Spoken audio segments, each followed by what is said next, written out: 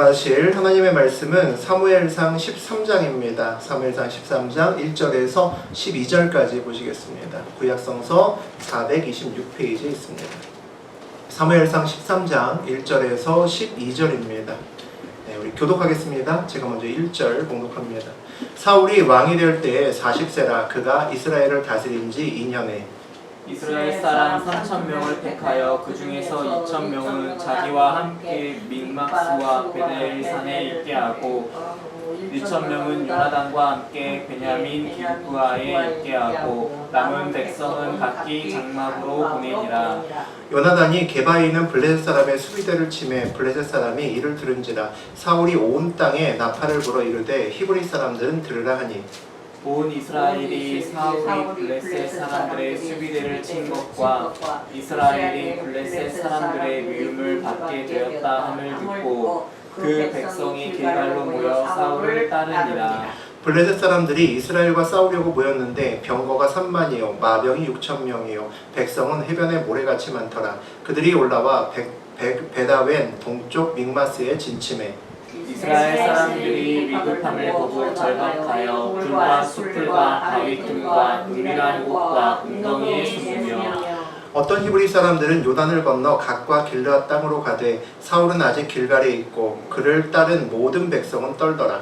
사울은 사무엘이 정한 기한대로 이래 동안을 기다렸으나 사무엘이 길갈로 오지 아니하매 백성이 사울에게서 흩어지는지라. 사울이 이르되 번제와 화목제물을 이리로 가져오라 하여 번제를 드렸더니 번제 드리기를 마치자 사무엘이 온지라 사울이 나와 맞으며 무난하매 사무엘이 이르되 왕이 행하신 것이 무엇이냐 하니 사울이 이르되 백성은 내게서 흩어지고 당신은 정한 날에 오지 아니하고 블레셋 사람은 믹마스에 모였음을 내가 보았으므로 이에 내가 이르기를 블레셋 사람들이 나를 치러 길갈로 내려오겠거늘 내가 여호와께 은혜를 간구하지 못하였다 하고 부득이하여 번제를 드렸나이다 하니라.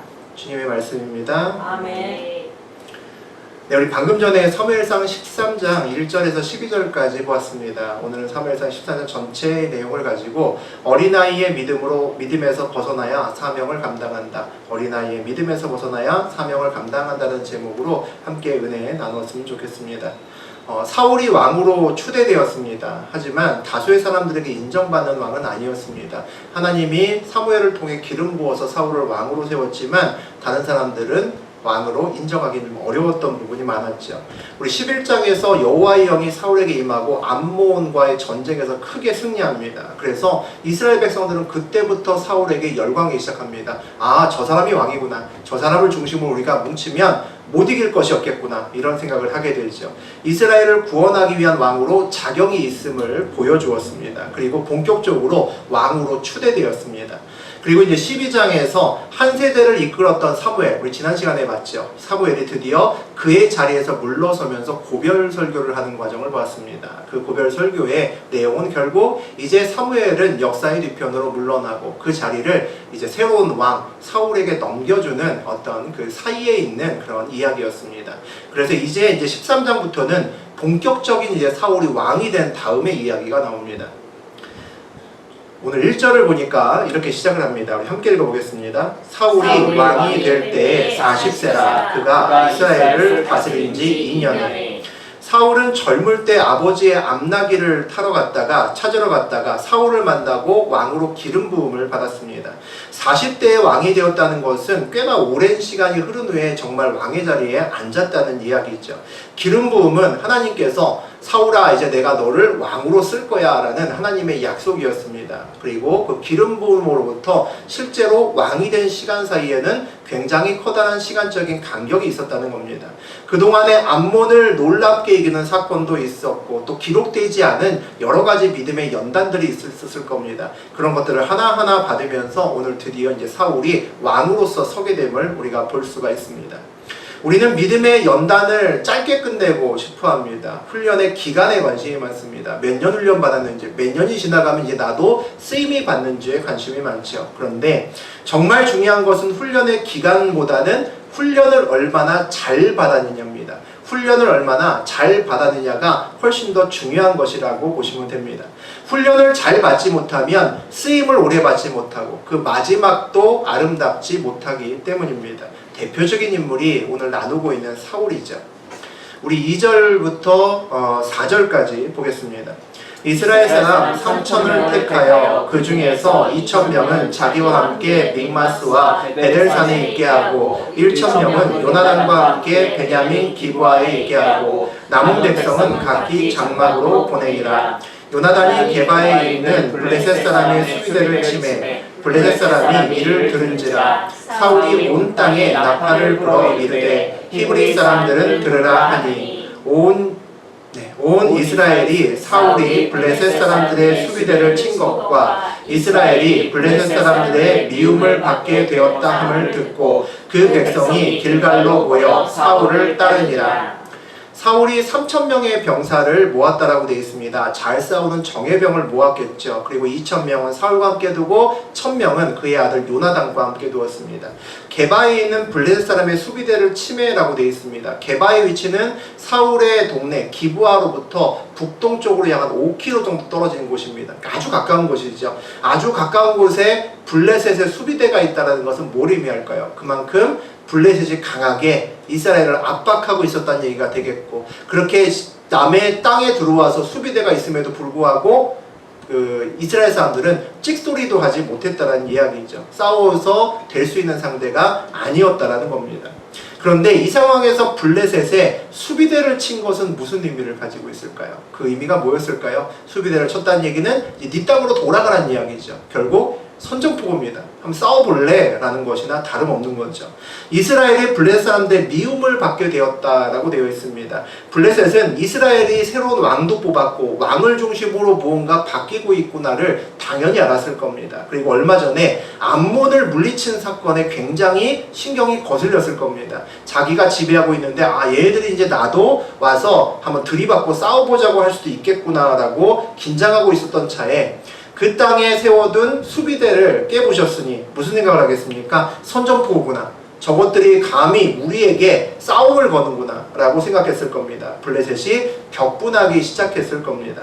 사울이 히브리 사람들아 들으라 라고 이야기를 합니다. 전략적인 용어죠. 히브리 사람이란 말이 뭐 나쁜 말은 아니지만 당시에는 블레셋이 이스라엘을 무시할 때 주로 많이 쓰었던 그와 같은 용어를 원어적인 면에서 보게 되면 사용하고 있습니다. 우리가 만약에 일본과 맞서 싸우면서 뭐 조센징이라든지 이런 용어를 써가면서 우리가 어떤 사람이 얘기를 했다면 듣기만 해도 가슴에서 울분이 확 올라올 겁니다. 그와 같은 느낌이라고 보시면 됩니다.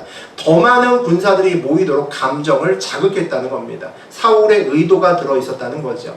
사울은 사람의 심리를 이용하고 선동하는 재주가 있구나라는 생각을 할 수가 있습니다. 생각보다 사울이 굉장히 용의주도한 사람이구나라는 생각도 들죠. 나팔 소리에 백성들이 사울에게 이제 몰려들었을 겁니다. 하나둘씩 몰려들었겠죠. 이전에는 싸움이 있다고 하게 되면 지파들 간의 주로 싸움이었을 겁니다. 근데 왕이 세워지고 나서는 지파를 막론하고 전체 지파가 모여서 하나의 나라로서 싸움을 합니다. 이전과는 규모도 달라지고 많은 것들이 달라졌죠.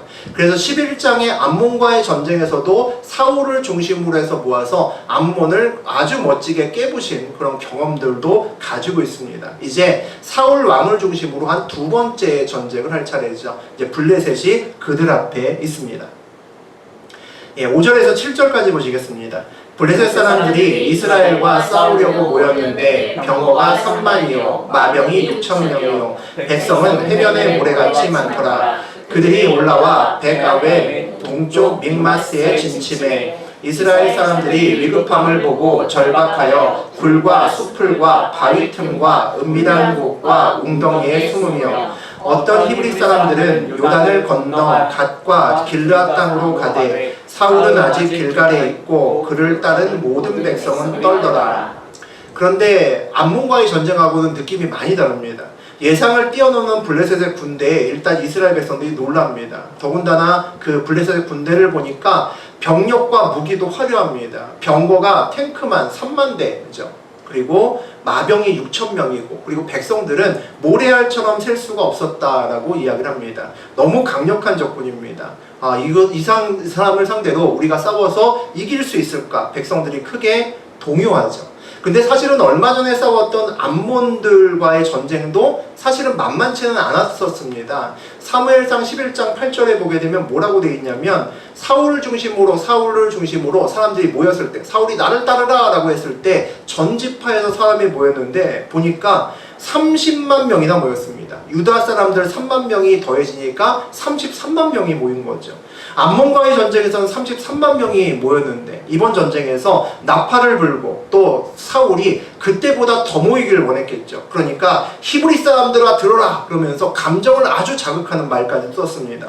용의주도하게 사람을 더 모아려고 애를 썼는데 그만큼 안 모였다는 거죠. 만약에 33만 명 이상이 모였다면 아마 그 블레셋의 군대를 보고 저렇게 놀라거나 쫄지 않았을 겁니다. 싸울만 하다고 생각했을 겁니다. 그런데 그것과는 턱없이 모이지 않았다는 겁니다.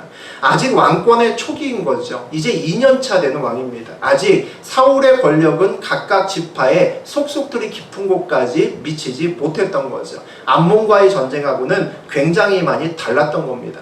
사울은 얼마 전에 암몬과의 전쟁의 승리로 아주 자신감이 고취되어 있을 겁니다. 블레셋도 이길 수 있을 거라고 확신했을 겁니다. 그러니까 블레셋의 수비대를 먼저 공격해서 선전포고를 할 수 있었던 거죠. 그런데 화난 블레셋이 모여서 진을 치니까 그 수가 엄청나고 병거들도 화려하고 엄청난 무기를 보이는데 모인 이스라엘 군사는 얼마 되지 않는 겁니다. 암몬하고는 전혀 다른 상황이 만들어지고 있는 거죠. 똑같이 사울도 있고 똑같이 그 백성이 있는데 싸움의 상대만 바뀌었을 뿐인데 어떻게 이렇게 차이가 날까요? 어떻게 이렇게 차이가 나서 이번에는 온통 백성들이 다 도망가고 숨고 수풀에 숨고 산으로 도망가고 난리가 났습니다. 심지어는 요단강을 건너서 도망가기도 합니다.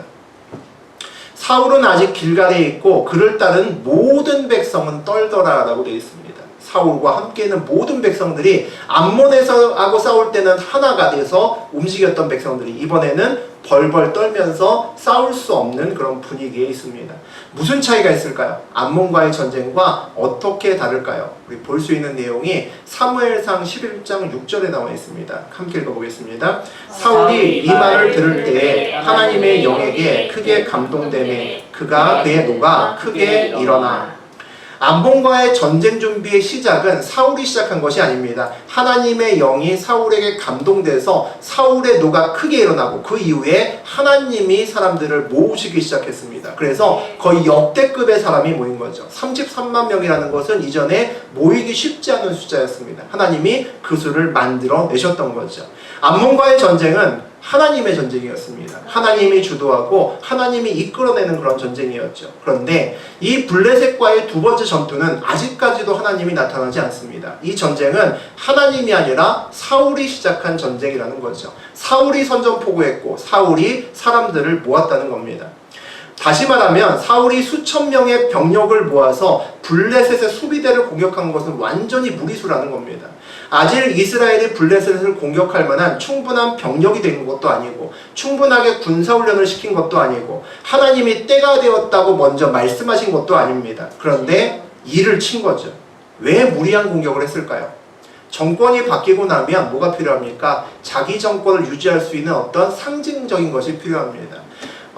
사울은 왕이 된 것도 암몬과의 전쟁을 통해서 왕이 됐습니다. 그 전에 물론 기름 부음 받았죠. 하지만 아무도 왕으로 섬기지 않았습니다. 오죽하면 우리 지난 시간에 봤던 것처럼 왕으로 받았음에도 불구하고 자기 집으로 돌아가서 농사 짓다가 암몬과의 전쟁을 맞이하는 장면을 우리가 봤습니다. 그 정도라는 거죠. 그러면 이렇게 싸움을 통해서 전쟁을 통해서 명분을 통해서 왕으로 올라갔으니까 다시 한번 뭔가 그럴듯한 명분이 있어야 이 자리를 지킬 수 있는 겁니다. 이 자리에서 확실하게 왕이 될 수 있었다는 거죠. 그래서 그 무리수인 줄 알면서 블레셋과의 전쟁을 생각을 했었다는 겁니다. 암몬과의 전쟁에서 이겼기 때문에 이번에도 이길 수 있었다고 생각을 했겠죠. 하나님이 도우실 거라고 생각을 했습니다. 근데 그때는 하나님의 때가 아니라 사울의 때였던 거죠.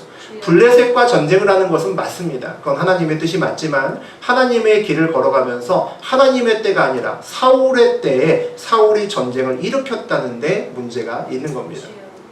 우리 8절과 9절 보시겠습니다. 사울은 사무엘이 정한 기한대로 이레 동안을 기다렸으나 사무엘이 길갈로 오지 아니하매 백성이 사울에게서 흩어지는지라. 사울이 이르되 번제와 화목제물을 이리로 가져오라 하여 번제를 드렸더니. 사울이 처음 사무엘과 만나서 기름 부음을 받고 이제 넌 왕이 될 거야 라고 사무엘이 이야기를 해주었습니다. 그 다음에 처음 사무엘을 통해서 하나님의 명령이 뭐였는지 기억나시는지 모르겠습니다. 그게 10장 8절이었습니다. 우리 다시 한번 읽어보겠습니다. 너는 나보다 앞서 길갈로 내려가라. 내가 네게로 내려가서 번제와 화목제를 드리리니 내가 네게 가서 내가 행할 것을 가르칠 때까지 7일 동안 기다려라. 사울이 받은 훈련의 첫 번째 명령은 7일 동안 기다리라는 훈련이었습니다. 사울의 인생을 통해서 가장 중요한 화두 중에 하나가 기다림이었습니다. 사울은 기다림을 통해서 테스트를 받아야 했고 그의 인생은 기다리지 못하는 인생길이었기 때문이었습니다. 그래서 사울을 처음에 기름 부음 받을 때 첫 번째 명령이 기다리라는 것이었습니다. 길갈로 돌아가서 7일 동안 사무엘을 기다리는 것으로부터 시작했죠. 그 기다림의 어떤 훈련의 시작이었는데 그 기다림이 계속 그의 발목을 잡았던 것을 볼 수가 있습니다. 오늘 중요한 전쟁을 앞두고 나서도 사울은 기다려야 되는데 그 날짜를 기다리지 못하고 먼저 번제를 드리는 모습을 볼 수가 있습니다. 블레셋과의 싸움에서 사무엘의 존재는 절대적이었을 겁니다. 물론 사무엘이 지금은 사사의 자리에서 내려가서 주로 제사만을 담당하는 직분으로 바뀌었죠. 그 외에 나머지 것들은 전부 다 사울에게 집중되어 있습니다. 하지만 블레셋과의 싸움은 좀 다릅니다. 왜냐하면 오래전에 이미 사울이 있기도 전에 올라오기도 전에 사무엘은 미스바에서 백성들을 회개시킬 때 사무엘상 7장에 나옵니다. 나누었던 내용이죠. 엄청난 블레셋의 공격을 받은 적이 있습니다. 아무런 전쟁 준비도 없이 회개하면서 물을 부으면서 미스바에서 기도하고 있을 때 도가내든 쥐다 그리고 블레셋이 엄청난 대군을 이끌고 오죠. 그런데 하나님이 도우십니다. 하나님이 이겨주시죠. 그래서 이스라엘 백성들이 그때 블레셋에게 큰 승리를 거둡니다. 이번에도 그 사무엘이 필요한 거죠. 똑같은 대상이었기 때문입니다. 사무엘상 7장의 마지막쯤에 보게 되면 우리가 생각나는 것이 있습니다. 전쟁이 끝난 다음에 사무엘이 멋진 돌을 세우죠. 에베네셀이라는 돌을 세웁니다. 하나님이 여기까지 우리를 도우셨다라고 해서 멋진 돌을 세우죠. 그 다음에 이야기가 사무엘상 7장 13절에 있습니다. 우리 다시 한번 읽어보겠습니다. 이에 블레셋 사람들이 굴복하여 다시는 이스라엘 지역 안에 들어오지 못하였으며 여호와의 손이 사무엘이 사는 날 동안에 블레셋 사람을 막으시며. 몇 달 전에 나누었던 내용이지만 7장에 13절에 이런 내용을 보았습니다. 이것이 하나님에 대한 우리 사무엘의 믿음입니다. 한 번의 믿음의 승리로 다시는 블레셋을 두려워하지 않는 사무엘의 믿음이었던 거죠. 에베네셀이란 돌을 세우면서 하나님의 도움을 선포합니다. 다시는 블레셋이 이곳을 넘어오지 못하리라 라는 강력한 선포를 하는 거죠. 어떻게 그런 선포를 할 수 있겠습니까? 13절에 나와 있는 것처럼 여호와의 손입니다. 사무엘은 여호와의 손을 볼 수 있는 그런 믿음의 소유자였기 때문입니다.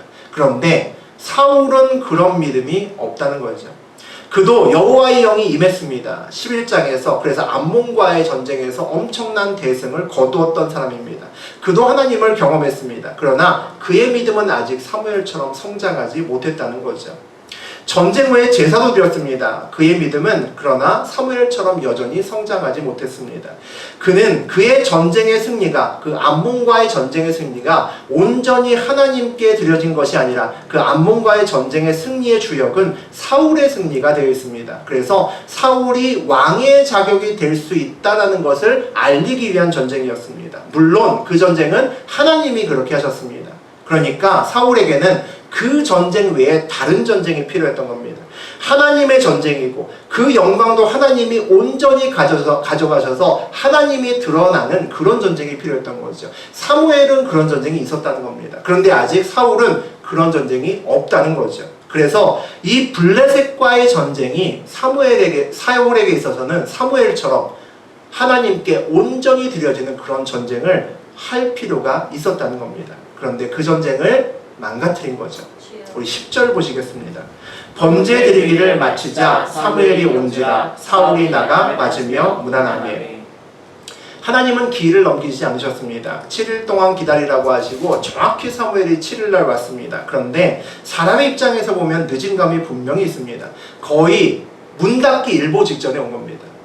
우리가 보통 하나님이 오시겠다고 하면 그 날짜를 기억해도 그날에 충분한 시간을 두고 오실 거라고 생각하게 되는데 문 닫기 일보 직전에 사무엘이 들어왔다는 겁니다. 사울이 번제를 드리고 나서 바로 왔다는 걸 보면 어떤 느낌이 드냐면 사울은 번제를 드리는 시간까지도 고려했다는 겁니다. 그 날짜 안에 번제를 드리고 약간의 시간을 불려면 적어도 이 타이밍에는 번제를 시작해야 된다라고 자기 나름의 때가 있었다는 겁니다. 그만큼 초조하고 여유가 없었던 사울이었던 거죠. 그래서 자기가 기다릴 수 있는 한계를 설정합니다. 그런데 그 한계, 사울이 정한 그때는 사무엘이 이야기한 하나님의 때보다는 분명히 앞서 있었던 때였다는 게 문제가 있는 거죠. 이왕 기다렸던 것 조금 더 기다렸어야 됐습니다. 안타까운 사실이죠. 너무 안타까운 사실입니다. 하나님의 길을 걸을 때 우리가 길을 걷더라도 굉장히 주의해야 될 것은 나의 때를 하나님의 때보다 앞으로 놓아서는 안 된다는 겁니다. 사울에게는 기다림의 문제였지만 하나님에게 이 문제는 신뢰의 문제였습니다. 믿음의 문제였기 때문이죠. 기다릴 수 있다는 것은 신뢰하는 사람만 기다릴 수 있습니다. 그래서 기다림의 문제는 신뢰의 문제고 믿음의 문제라는 거죠. 신뢰하지 못하면 기다릴 필요 자체가 없는 겁니다. 내가 그냥 하면 되는 거죠. 사울 앞에 놓여진 하나님의 기다림의 시험에 사울은 신뢰로서 반응했어야 됐습니다. 근데 그렇게 하지 못했다는 거죠. 그래서 우리 인생길에도 비슷한 일이 많이 있습니다. 우리 인생길에도 기다려야 되는 시간이 많이 있습니다. 우리도 그 기다림이 생각보다 쉽지 않습니다. 참 어렵습니다. 우리는 이 정도면 될 것 같은데 하나님은 그때 반응하시지 않는 경우가 많기 때문입니다. 내가 왜 이곳에 있어야 되나? 라는 고민이 들 때도 있습니다. 그런데 그 기다림의 시간을 지나본 사람은 압니다. 그 기다림의 시간이 지나가고 나면 신기하게도 내 믿음이 달라진 모습을 발견을 합니다. 기다림의 시간은 믿음으로 반응해야 그 시간을 넘길 수 있기 때문입니다. 그래서 그 시간이 지나면 믿음으로 서 있는 자기를 발견할 수 있다는 거죠. 온전히 기다릴 수 있는 방법 중에 하나는 하나님 때 이외에 다른 때를 세우지 않는 겁니다. 나의 때를 세우면 그때 때문에 하나님 때가 헷갈리고 그때 때문에 하나님의 때까지 기다리기 어려워집니다. 다른 때와 기한을 염두에 두면 마음이 흔들릴 수밖에 없습니다. 온전히 하나님의 때만 바라봐야 되는 거죠. 우리 11절과 12절 보시겠습니다. 사무엘이 이르되 왕이 행하신 것이 무엇이냐 하니 사울이 이르되 백성은 내게서 흩어지고 당신은 정한 날 안에 오지 아니하고 블레셋 사람은 믹마스에 모였음을 내가 보았으므로 이에 내가 이르기를 블레셋 사람들이 나를 치러 길갈로 내려오겠거늘 내가 여호와께 은혜를 간구하지 못하였다 하고 부득이하여 번제를 드렸나이다 하니라. 사울이 사무엘에게 하는 변명은 아주 합리적이고 타당합니다. 백성들이 내게 떠나가서 흩어졌기 때문이고 사무엘은 약속을 지키지 않고 늦게 왔기 때문이고 블레셋은 코앞에 진을 치고 있어서 공격하기 일보 직전이고 잘못하면 제사도 못 드린 채로 블레셋이 쳐들어오면 제사도 못 지내고 싸울 수는 없었기 때문이다 라고 이야기를 합니다. 그래서 뭡니까? 내 잘못은 없다는 거죠. 다 이해할 수 있는 내용일 수 있습니다. 그런데 이 말을 잘 곱씹어 보면 전부 다 사울 중심의 이야기입니다. 백성은 내게서 흩어지고 내가 보았고 내가 일렀고 블레셋 사람들은 나를 치러 왔고 내가 은혜를 간구하지 못하고 내가 번제를 드렸다. 전부 다 납니다. 모두 사울 중심의 시각인 거죠. 사울 중심의 시각이라는 얘기는 뭡니까? 이게 전부 다 사울의 싸움이라는 거죠. 전쟁 준비도 본인이 해야 되고 적의 상황도 스스로 봐야 되고 대비도 스스로 해야 되고 전쟁이 언제 시작될지 모르기 때문에 제사도 그 때를 맞춰서 본인이 드려야 된다는 겁니다. 사울의 삶의 주인이 누굽니까? 사울이라는 거죠. 하나님은 제사를 드리는 대상일 뿐이라는 겁니다. 사울의 삶을 이끄는 사람은 아니라는 거죠. 이것만 봐도 어떤 고난이 왔을 때 내 삶의 주인이 누구냐라는 문제에 대해서 하나님이라고 말은 하지만 실제로 삶에서 하나님이 내 삶을 이끈다는 것은 쉽지 않다는 것이 느껴집니다. 앞에 우리가 가끔은 굉장히 힘든 어려움을 만나기도 합니다. 내가 통과할 수 없는 고난이 오기도 하고 내 앞을 가로막고 있는 나의 대적이 내 힘으로는 어떻게 할 수 없는 그런 사람이나 어떤 다른 기관이나 이런 것들이 내 앞에 버티고 서 있기도 합니다. 그때 우리가 뭐 합니까? 기도합니다. 기도하는 이유는 나의 실력과 힘으로는 해결할 수 없기 때문입니다. 하나님이 도와주셔야 되기 때문이죠. 근데 우리가 흔히 말하는 하나님이 도우신다라는 것을 우리가 오해하게 됩니다. 별로 좋은 표현이 아니기 때문입니다. 일반적으로 하나님이 돕는다는 것은 내가 주인이고 그리고 돕는 사람이 보조입니다. 적어도 내가 70을 하고 30을 도움을 받을 때 도움을 받는다라고 이야기를 합니다. 6대 4만 되어도 돕는다는 이야기 하지 않습니다. 동업을 해야 되는 거죠. 어떤 사업을 할 때 내가 6을 내고 다른 사람이 4를 내면 이미 돕는 자에서 넘어간 겁니다. 하나님의 도움을 우리가 구할 때는 대부분 8, 90은 하나님이 하셔야 되는 겁니다. 그리고 10에나 20 정도가 내가 하는 거죠. 그럼 결국 주가 누굽니까? 주가 하나님이고 보조가 납니다. 결국 내가 어떤 문제를 가지고 하나님께 기도한다는 것은 나의 주권을 넘기는 겁니다. 말은 하나님 도와주십시오 라고 하지만 내 주권을 넘기고 내가 보조의 자리로 간다는 겁니다. 사울도 지금 그런 때인 거죠. 절대로 사울이 주인이 되면 이길 수 없는 전쟁입니다. 그의 번제의 의미는 이 전쟁의 주권이 하나님께 있습니다 라는 신앙의 어떤 고백이었어야 됩니다. 하나님이 주인이고 제가 보조입니다. 제가 하나님을 돕겠습니다. 그 자리로 내려가야 그 번제가 의미가 있습니다. 그 번제의 의미는 이 전쟁은 내 전쟁이 아니라 하나님의 전쟁입니다 라는 선포입니다. 블레셋과의 전쟁은 하나님 뜻이 맞지만 그때는 사울 마음대로 정했습니다. 그래서 전쟁에 이기기 위해서는 전쟁의 작전권과 군사권을 하나님께 넘기는 것이 필요했던 거죠. 이 싸움은 블레셋과 싸움을 하는 사울의 싸움으로 가면 안 됐습니다. 백전백패하는 거죠. 사울은 이 싸움을 주권을 하나님께 넘기면서 이 싸움을 주체를 블레셋과 하나님 간의 싸움으로 만들어 둬야겠습니다. 근데 자기 자리를 떠난 사울의 행동 때문에 이 싸움을 자신과 블레셋 싸움으로 계속해서 끌고 갈 수밖에 없는 그런 상황으로 사울 스스로가 만들어냈습니다. 우리 13절과 14절 보시겠습니다. 사무엘이 사울에게 이르되 왕이 망령되게 하였도다. 왕이 왕의 하나님 여호와께서 왕에게 내리신 명령을 지키지 아니하였도다.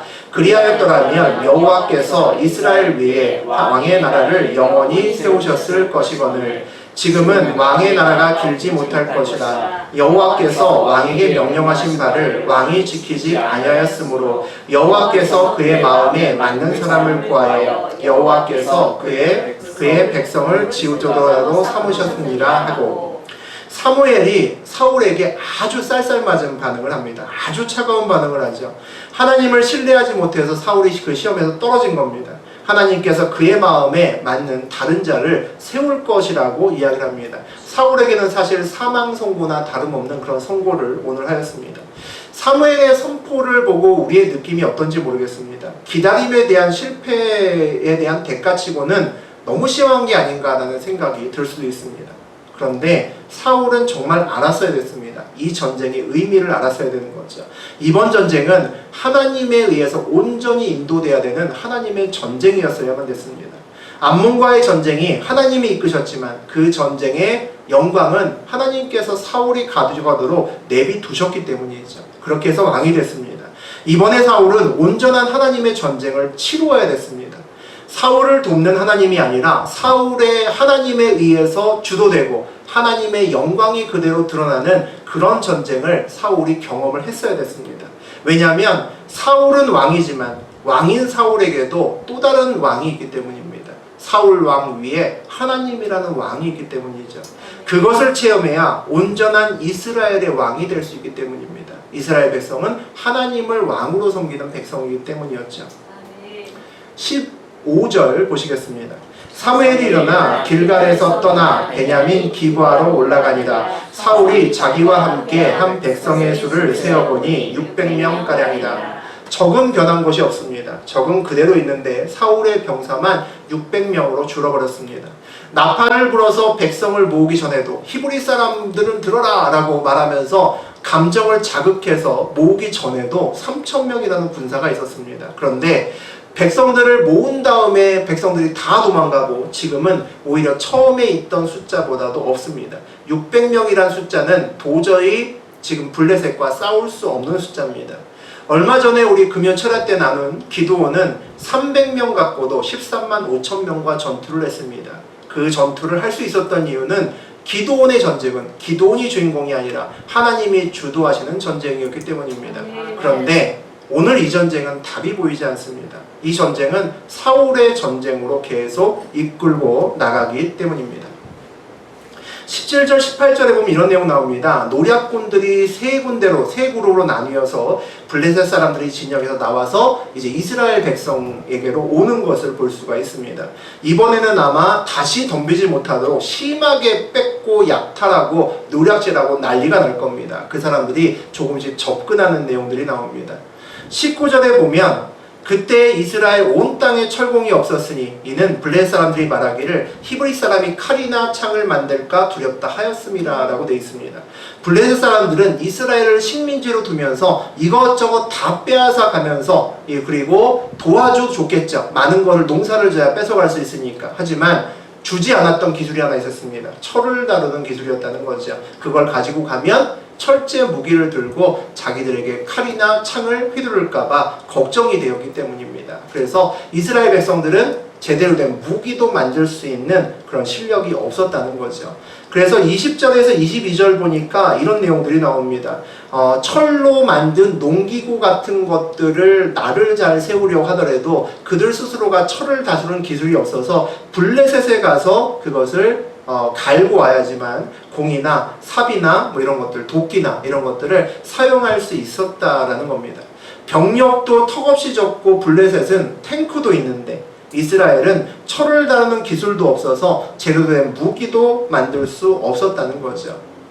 놀라운 사실은 사울과 요나단만 22절에 나오죠. 사울과 요나단만 칼을 갖고 있었다는 겁니다. 그러면 나머지 백성들은 창이나 칼이 없었다는 거 아니겠습니까? 그러니까 제대로 된 무기도 가지지 않고 오합지졸처럼 서 있었다는 겁니다. 이 상황에서 무슨 싸움을 한다는 것일까라는 생각이 드는 반면에 또 다른 어떤 생각이 드냐면 그 상황에서도 자기가 믿는 것을 놓지 못하고 하나님을 온전히 붙들지 못하는 사울을 우리가 봅니다. 사람이 하나님 앞에서 자기의 생각과 자기가 믿는 것을 내려놓는다는 것이 얼마나 힘든 일인가 사울을 보고 다시 한번 느낍니다. 우리는 말로는 하나님 우리의 주인입니다. 하나님 우리를 이끌어주세요 라고 이야기하지만 실제로는 하나님이 우리를 돕는 것을 원합니다. 여전히 우리가 우리 뜻대로 앞에 서 있고 그리고 하나님이 우리를 도와서 내가 원하는 것을 이루기를 원할 때가 많습니다. 내가 하나님 뒤로 간다는 것이 여간 불편한 것이 아니기 때문입니다. 저 상황이 되었는데도 사울은 아직도 하나님께 내려놓는다는 것이 무엇인지 잘 모르고 있습니다. 23절에 보니까 이제 블레셋 사람들의 부대가 나와서 믹마스 어귀에 이르렀더라고 되어 있습니다. 이제 블레셋의 메인 군대가 움직였습니다. 우리 다음 시간에는 싸움하는 장면을 아마 보실 겁니다. 이제 일촉즉발의 위기에 바로 다다른 거죠. 오늘 말씀의 시작은 우리 13장 1절로 시작을 했습니다. 우리 1절 다시 한번 읽어보겠습니다. 사울이 왕이 될 때에 40세라 그가 이스라엘을 다스린 지 2년에 원어적인 해석에 보면 히브리어 원어 성경에 보게 되면 사울이 한 살의 왕이 되었고 두 번째 해라고 번역이 됩니다. 근데 대부분의 성경에서는 이 원어를 의역합니다. 한 살의 왕이 된다는 것이 말이 안 되기 때문에 그때 상황과 다른 자료를 가지고 와서 40세에 라고 바꿔놨습니다. 40세에 왕이 되고 두 번째 해라고 번역을 해놨습니다. 그런데 재밌는 해석의 그 해석 방법이 있습니다.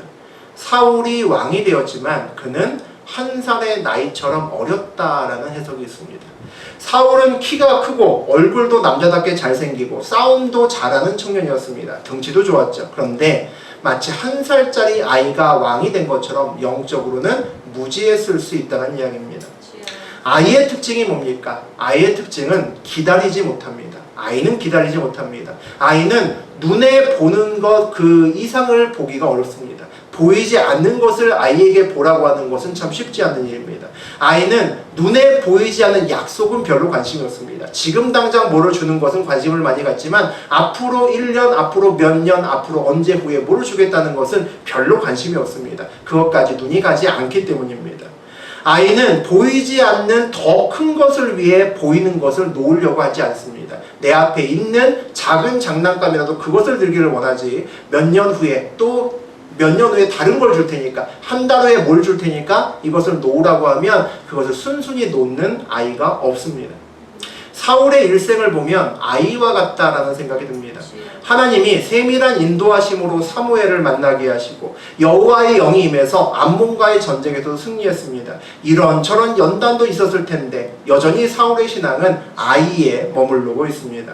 사울은 아이의 특성이 젊을 때는 오히려 도움이 됐었을 수 있습니다. 왕으로 기름 부었고 하나님이 왕으로 쓰신다고 하는데도 뛸 듯이 기뻐하지 않았습니다. 가족에게도 나 왕이 된대요 이런 얘기 하지 않았습니다. 알지 못하는 미래를 두려워했습니다.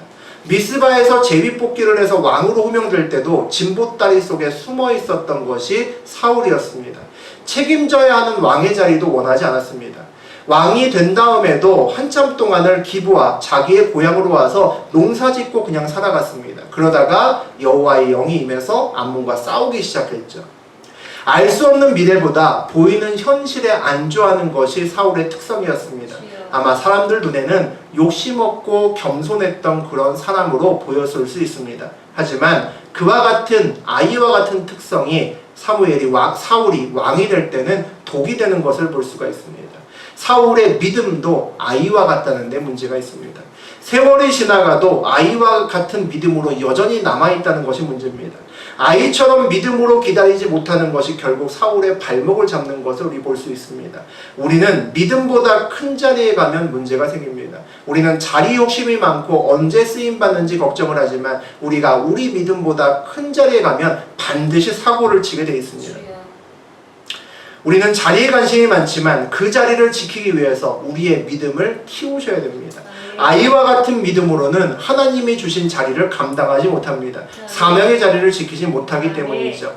늘 하나님의 때를 기다리고 우리 앞에 있는 문제를 나의 문제가 아니라 늘 하나님의 문제로 만들 수 있는 그와 같은 믿음이 여러분에게 있어야 됩니다.